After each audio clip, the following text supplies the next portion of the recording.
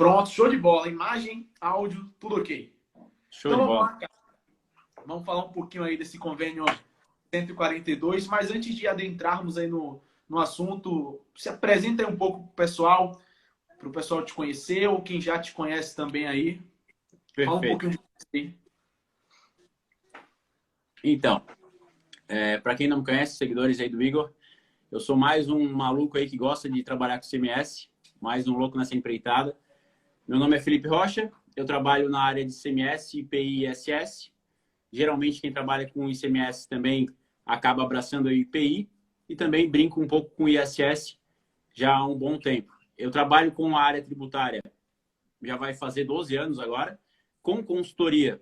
Eu trabalho há 8 anos, eu trabalho numa empresa aqui de Santa Catarina, que é a ITC Consultoria. Dos meus seguidores, muitos são clientes. Dessa empresa e atuo no ramo de consultoria há 8 anos e ministrando cursos desde 2013. Então, fazem 7 anos que eu ministro cursos também na área tributária envolvendo ICMS, PI e ISS, sendo que na área fiscal mesmo, na área do ICMS, desde 2008. Show de bola, cara. Então já vê que é um cara experiente aí, que vai compartilhar aí muito conteúdo pra gente.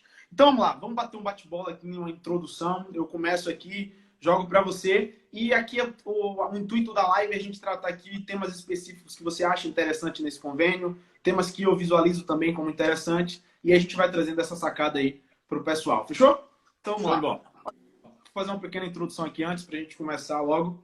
Pessoal, basicamente, quando falamos aí do convênio 142, o convênio 142 ele trata ali normas, né, gerais da substituição tributária pela modalidade subsequente e pela modalidade do diferencial de alíquota. Muitas pessoas têm a dúvida ali, né, de quantas modalidades tem a substituição tributária. Se a gente observar lá no artigo 6, né, da Lei Complementar 87 de 96, que para mim é a lei mãe do ICMS em regra geral, porque as leis ordinárias elas vão seguir ali o preceito que está estabelecido ali na lei infraconstitucional, que é a Lei Complementar 87 de 96. Lá no artigo 6, ele estipula ali para o contribuinte que existem 4 formas ali, né, Felipe, de você auferir ali a incidência da substituição tributária.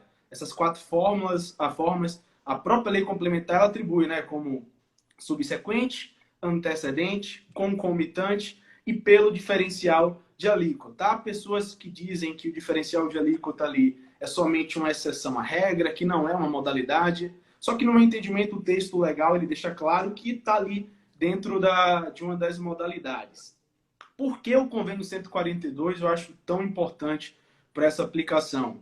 Porque quando a gente trata de modalidades como antecedente, a gente vai visualizar ali uma operação interna, né? Então ali vai acontecer o diferimento em uma operação interna. Está dentro da soberania do Estado. E é um dos princípios do direito tributário que é mais visto nesta operação, quando se fala de operação interestadual, é o princípio da territorialidade, né? Que ali aquele Estado atribui. Até um princípio constitucional que é espelhado ali no direito tributário, que ali o Estado ele tem soberania ali sobre aquela operação ocorrida ali dentro da delimitação do Estado.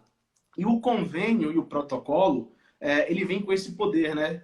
De trazer harmonização nessas operações. A gente sabe que quando trata em operação com 2 estados, a gente tem sempre ali 2 legislações, 2 leis ordinárias, 2 decretos. Então, cada estado trata ali o ICMS da sua forma.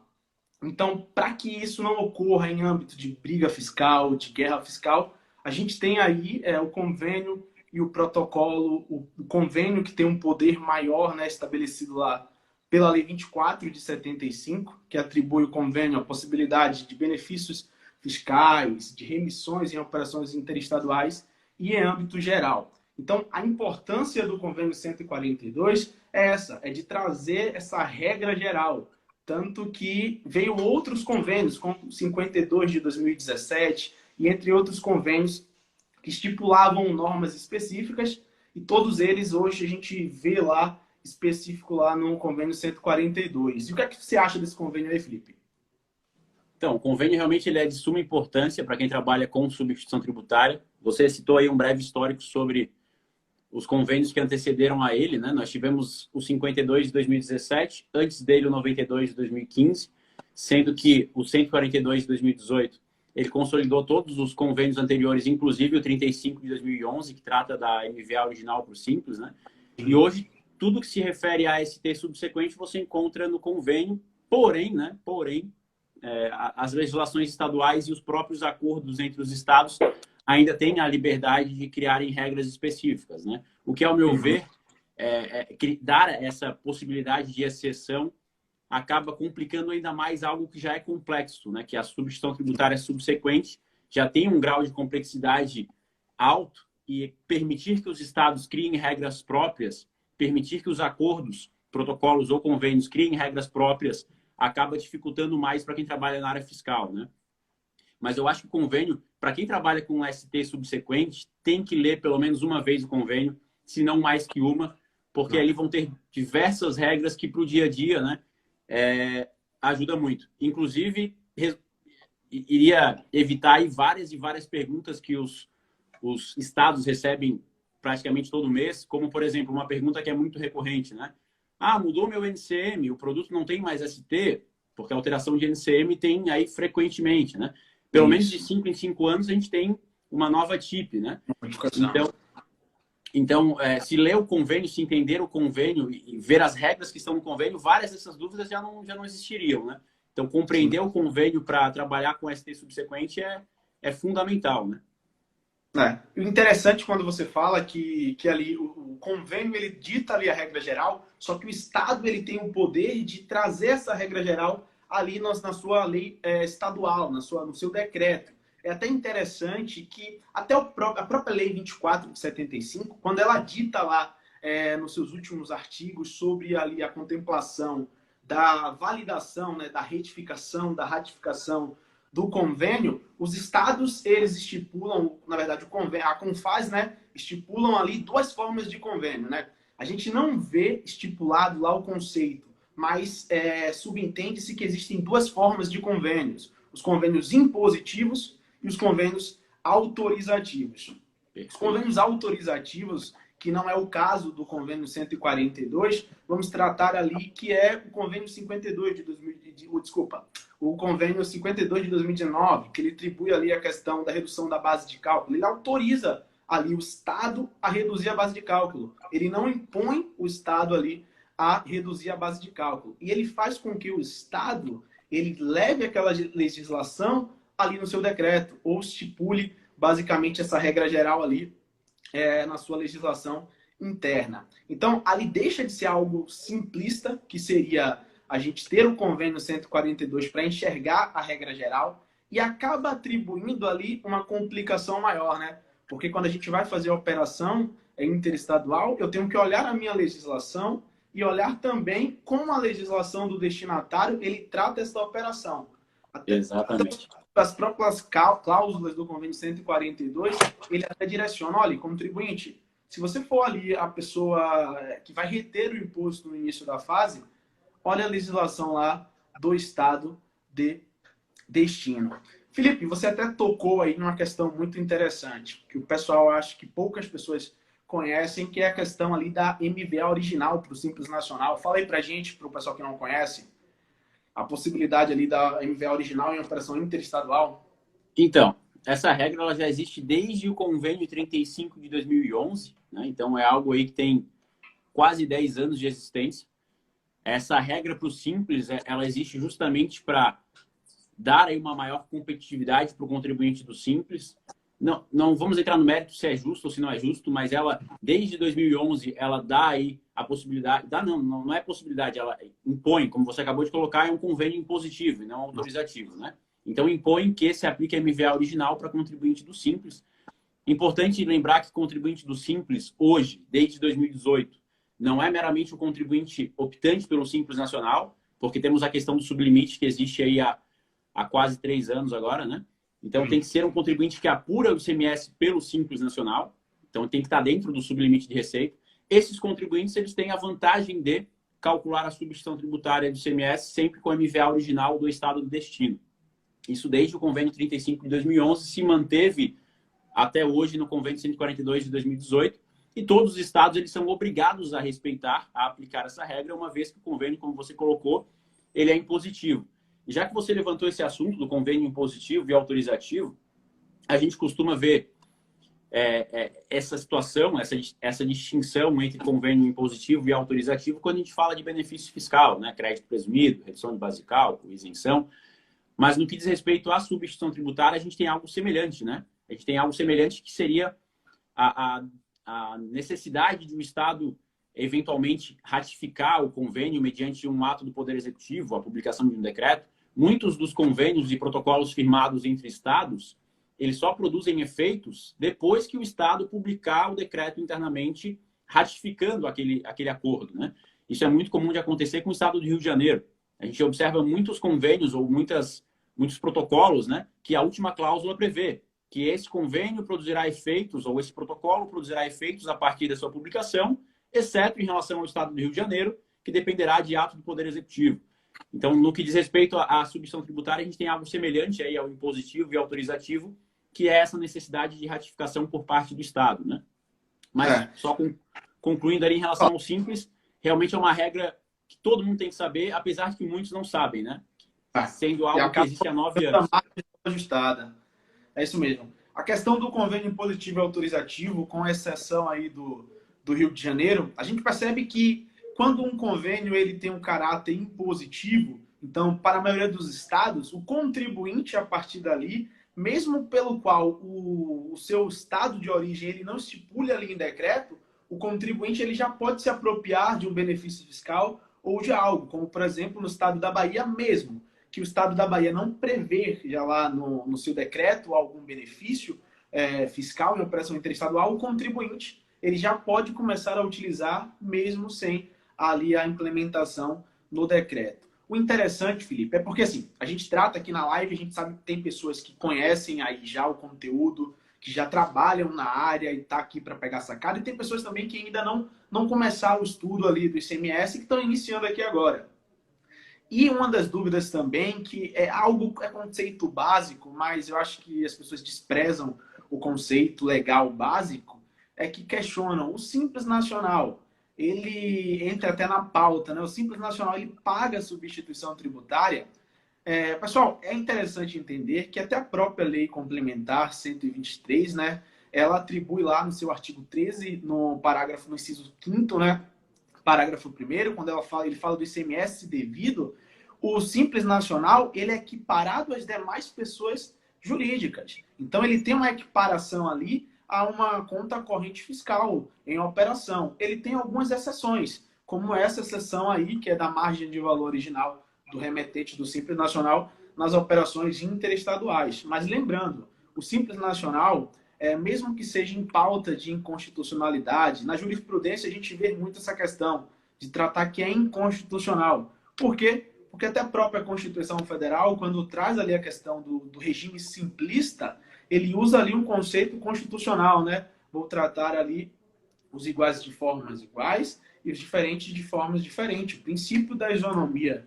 Então, ele atribui aquilo ali e a gente não vê isso na prática, porque quando eu equiparo uma empresa do Simples Nacional com a empresa de conta corrente fiscal, a gente ali já não tem esse princípio em prática ali. Felipe, sobre os itens genéricos, Felipe, muitas pessoas têm dúvida ali. A gente sabe que no convênio 142, né? Cara, se você vai lá, vai dando suas sacadas aí.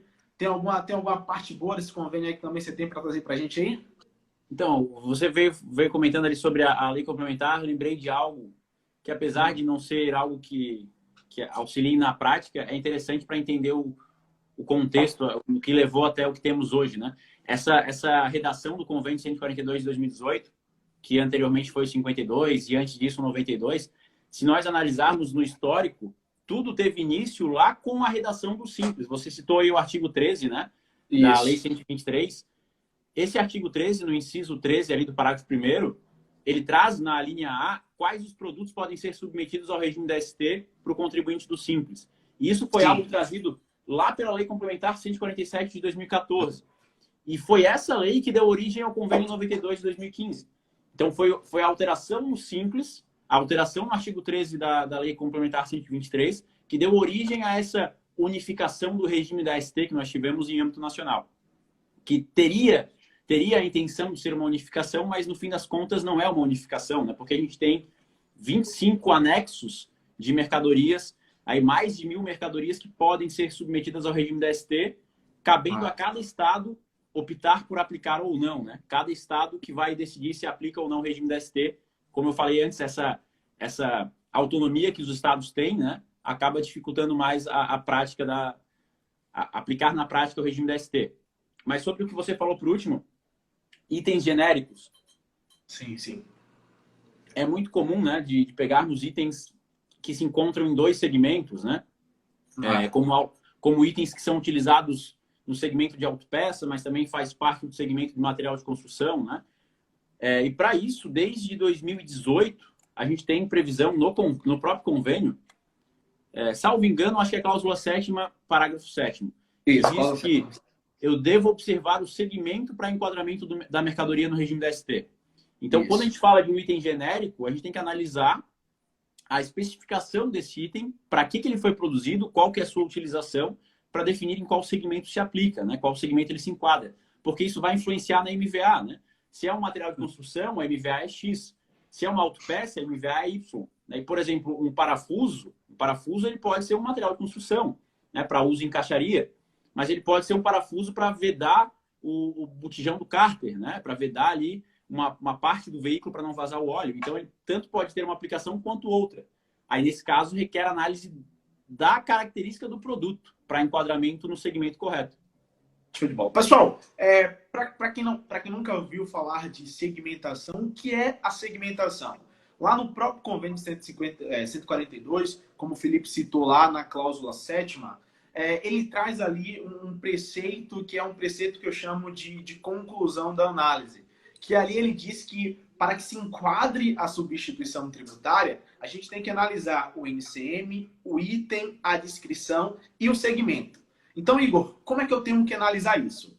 O segmento é aquele conceito da direção subsequente do produto. Então, eu tenho um segmento de autopeças, então, são peças e partes de componentes que vão parar lá em uma moto, em um carro, em um automotor. Eu tenho lá produtos de materiais de construção, materiais elétricos. Isso são segmentos.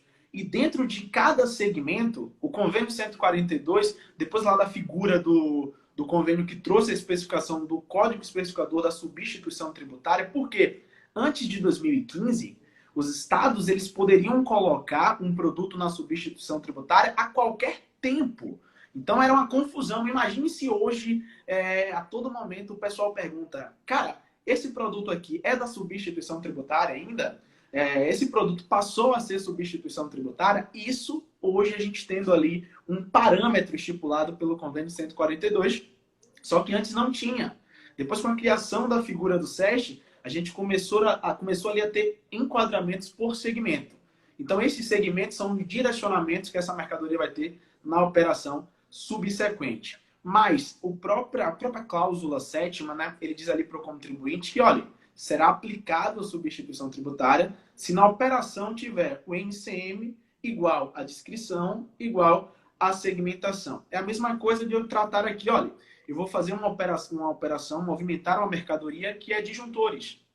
Disjuntores, ele pode ser utilizado ali em uma construção e também ele tem ali a sua aplicação em um automóvel, até porque ele está estipulado no segmento de autopeças. Então, eu abro lá o convênio 142 e pesquiso lá disjuntores. Eu abro disjuntores, vejo lá o NCM, que é 8536/2000. Vejo que a nomenclatura, a descrição do produto é disjuntores. Então, NCM igual a disjuntores. Qual é a destinação da mercadoria? Se for para autopeças, é substituição tributária. Se não for, se for para esse produto parar lá em uma obra, em um apartamento, então ele passa a deixar de ser ali da substituição tributária. Então, o segmento é um fator muito importante. Se o direcionamento for distinto do que está previsto ali no convênio 142, ali tem pauta de não aplicação da substituição tributária. Salvo, né, o item genérico aí, que é lá de autopeças, né, que é aquele último item, que são 128 itens ali específicos, e o item, o 129 é o genérico, e também para venda porta a porta, né, que tem ali também um item genérico. O item genérico, como a gente citou ali, é qualquer outro produto, como o Felipe citou ali, um parafuso, né? Que ele passou a ser ali, parou em um carro. Então, mesmo que ele não seja do ramo da substituição tributária, ele vai passar a ser porque ele está ali sendo direcionado em um carro. Isso, Felipe, traz muita dificuldade para o pessoal, né? A gente tem uma mania, os computadores em si têm uma mania bruta de classificar a mercadoria, né? Eu vejo os computadores aí abrindo-se sites, procurando no Google lá o NCM da mercadoria para classificar esta mercadoria. Na sua opinião, Felipe, o contador, ele tem expertise aí de classificar o NCM? Então, eu não recomendo. Até poderia se especializar nisso para que se faça o enquadramento correto, mas quem tem competência para isso é a Receita Federal. Inclusive, tem instrução normativa que dá o passo a passo de como consultar a Receita em relação à classificação de mercadoria. Mas quem tem que fazer esse enquadramento não é o revendedor, não é o contador do revendedor, e sim a indústria ou o importador, né? Você tocou num ponto extremamente importante, que é o SEST, e desde que ele foi criado pelo convênio 92 de 2015, ele, em tese, deveria acabar com essa discussão se o produto tem ou não tem ST, de qual é o segmento, qual o segmento do produto, né? Porque, na teoria, esse produto ele já deveria lá na indústria ou lá no importador ter a classificação do SEST atribuída a ele, e dali em diante só teria que observar a legislação de cada estado. Claro que vai ter um item ou outro, como você colocou aí o exemplo do disjuntor, que o mesmo item ele pode ter duas aplicações distintas, né? Mas a competência para a classificação da mercadoria é da indústria. Quem conhece o produto é a indústria, né? Quem sabe a composição daquele produto, para que ele serve, como ele foi feito, é o industrial ou o importador. Então é a ele que compete fazer o enquadramento do NCM e fazer, consequentemente, o enquadramento do SEST.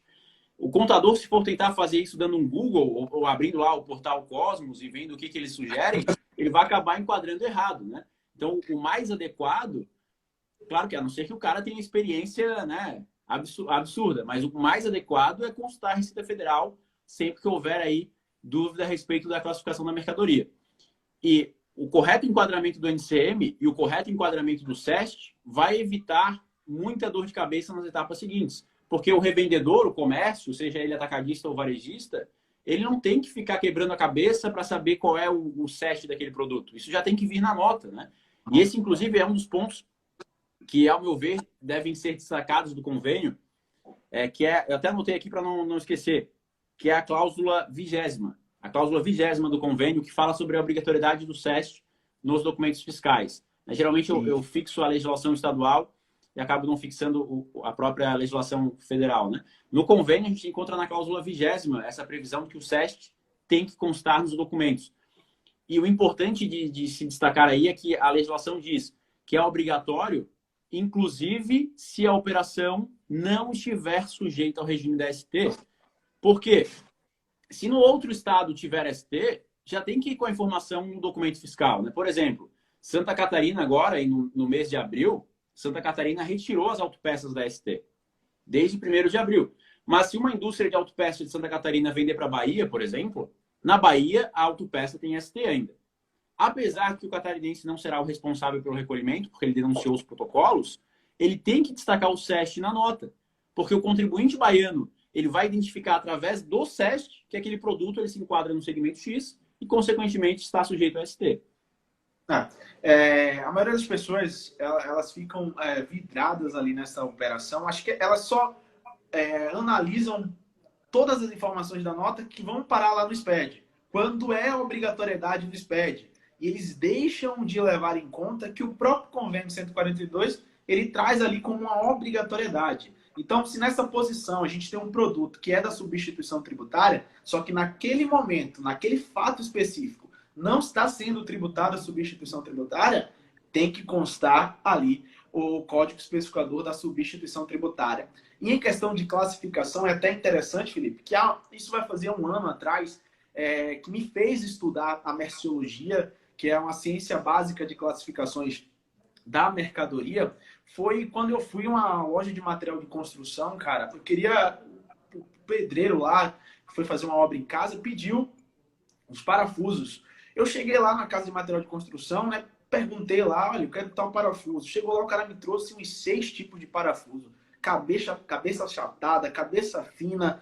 E ali eu não sabia nem o que o cara queria, velho. Eu nem sabia que existia 6 tipos de parafusos diferentes. E ali, quando eu cheguei em casa, eu pensei assim, cara, existem 6 tipos de parafusos diferentes.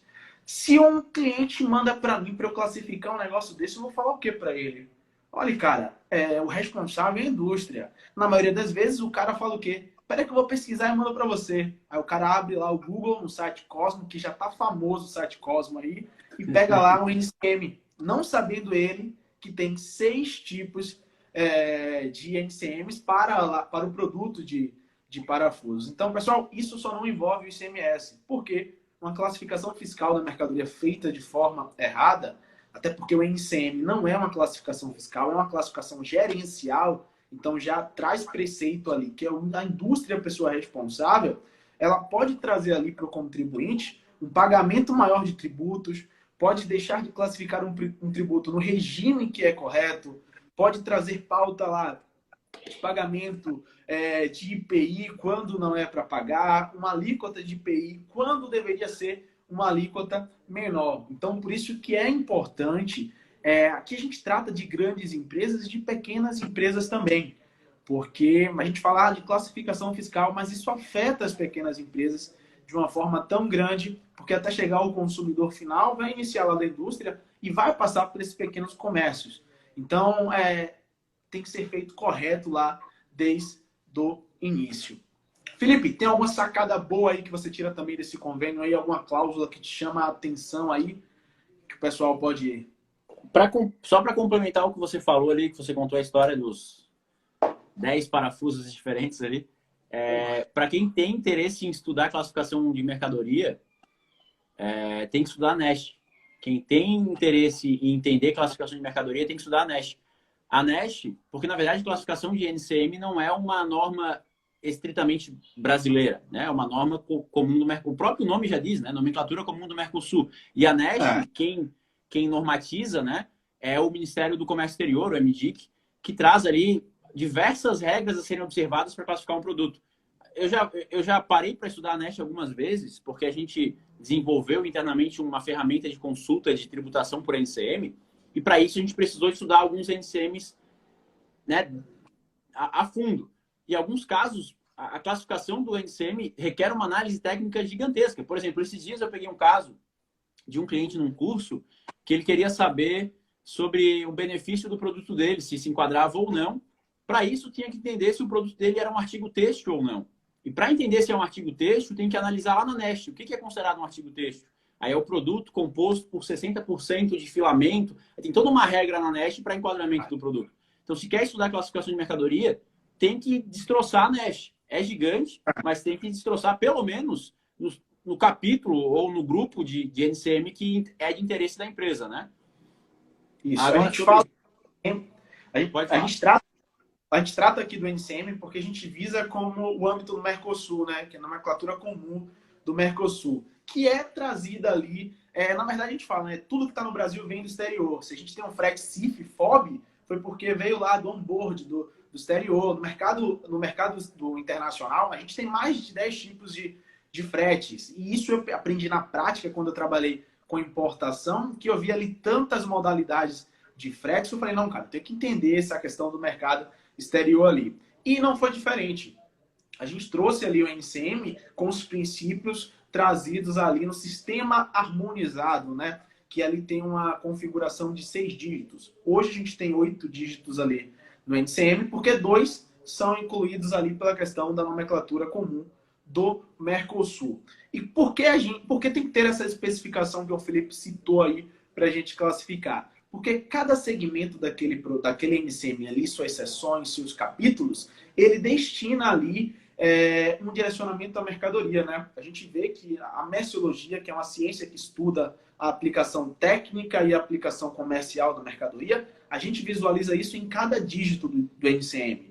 A gente vê que o NCM ali, ele fala de aspectos comerciais, direcionamento da mercadoria, quem é a pessoa, quem é o cliente subsequente daquela mercadoria e ali a sua composição. Então, imagine você classificar ali produtos farmacêuticos, cara. Então você pode classificar isso de forma errada. Para mim, eu conheço lá Anador, Dipirona, mas só que existe todo um contexto por trás de tudo isso daí.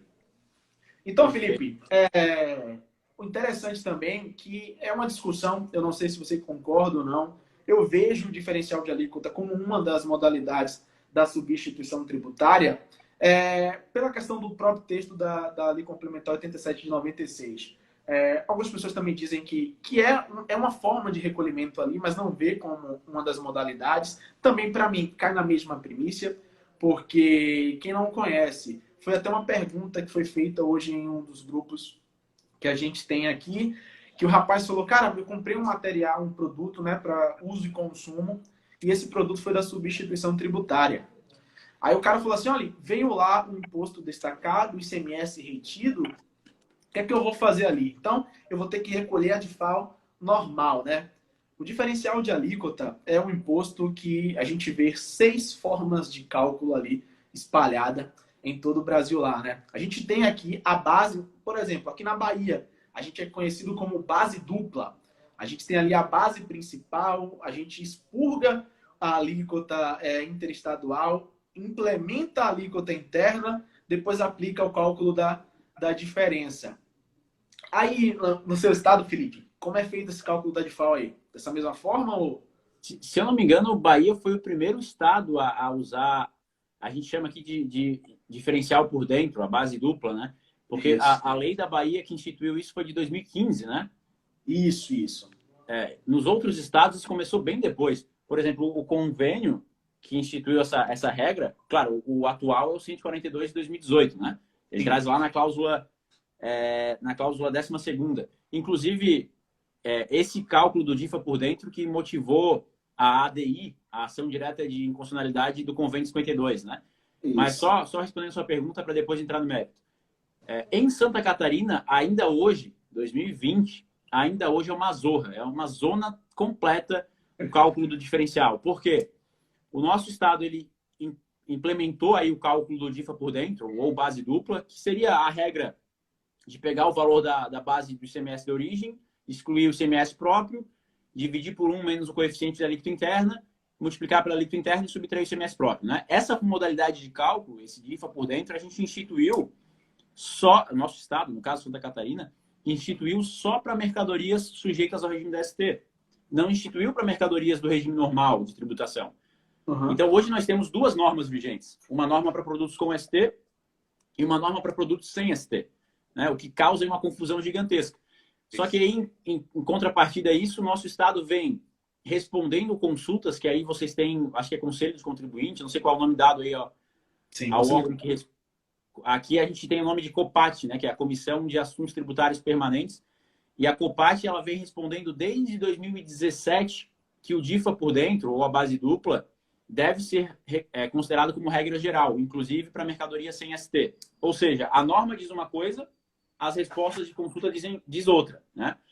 Mas nós temos hoje, na legislação, 2 formas de cálculo diferentes. A regra simples e a base dupla, que seria o caso das mercadorias com ST. Como você tocou nesse assunto, é importante destacar que para produtos com ST, sempre tem que observar a base dupla, porque nesse sentido o convênio é impositivo. Né? A cláusula 12ª do convênio ela é impositiva. Então, todo o Estado, no que diz respeito à DIFA-ST, é o cálculo por dentro. Agora, no que diz respeito ao DIFA para mercadorias sem ST, ainda vários estados, como o nosso, não instituem o DIFA por dentro. Né? São Paulo é um caso. São Paulo, até hoje, não alterou a legislação interna. Isso. E quando a gente fala da questão da DIFAL, né?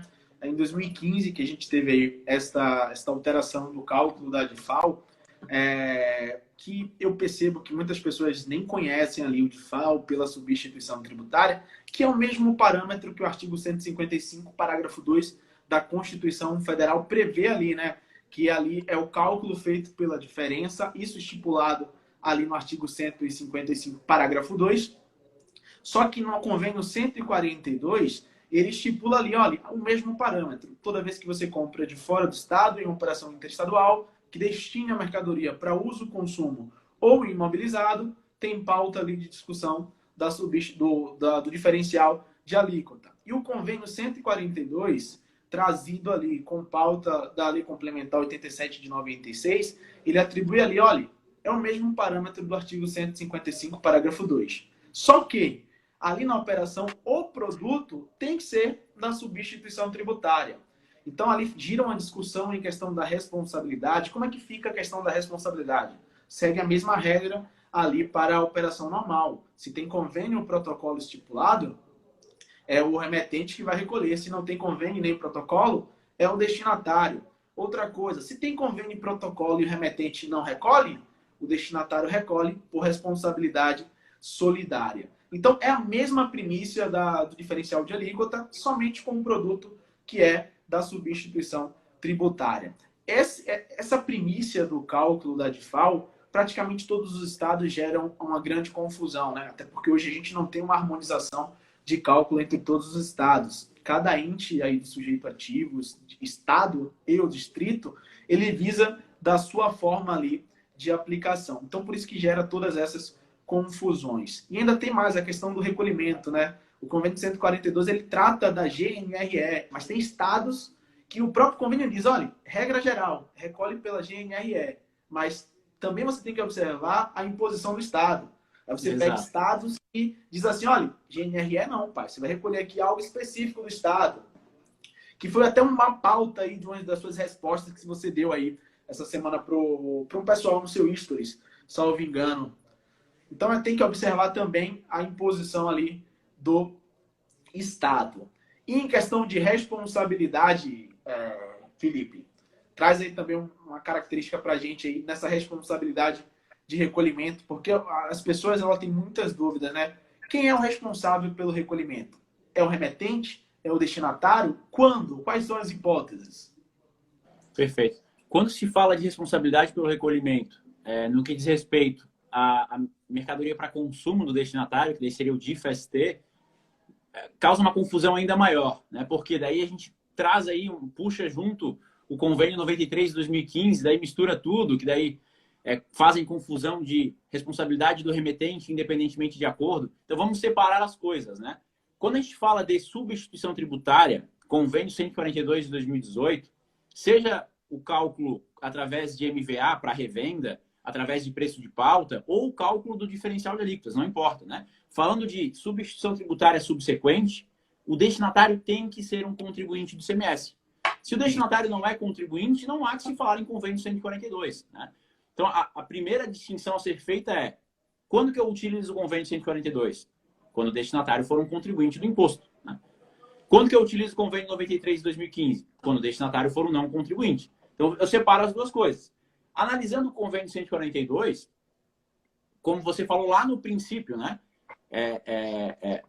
A questão da legislação ter aplicação apenas no limite do seu território. E para que se tenha uma aplicação extraterritorial, a gente tem que ter um acordo entre os estados. E esses são os preceitos trazidos pelo convênio 142, né? Os acordos, eles são firmados ou por convênio ou por protocolo, que a única diferença dos dois é que o convênio todo mundo assinou, o protocolo apenas parte dos estados assinaram, né? Os convênios e os protocolos, eles servem para atribuir responsabilidade ao remetente estabelecido em outra UF, para que se tenha aí esta aplicação extraterritorial. Então, para eu saber se é a responsabilidade do remetente ou do destinatário em operação entre contribuintes, eu preciso saber se existe um protocolo entre esses dois estados ou um convênio entre esses dois estados.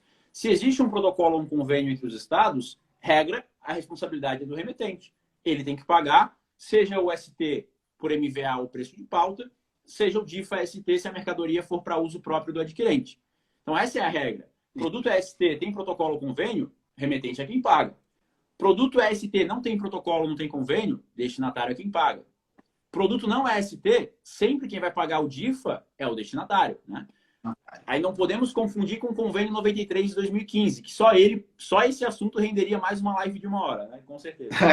Para quem não conhece o convênio 93 de 2015, vem de uma discussão enorme desde 2011, através do protocolo 21 de 2011, que é ali um convênio que trouxe a questão da emenda constitucional número 87 de 2015. Então, o convênio 93 lá, ele traz em pauta quando é uma venda destinada a não contribuinte, que ali cresceu quando o mercado comercial ali de venda via não presencial, né, as vendas pela internet, começou a crescer, e aí gerou discussões, porque na Constituição Federal não tinha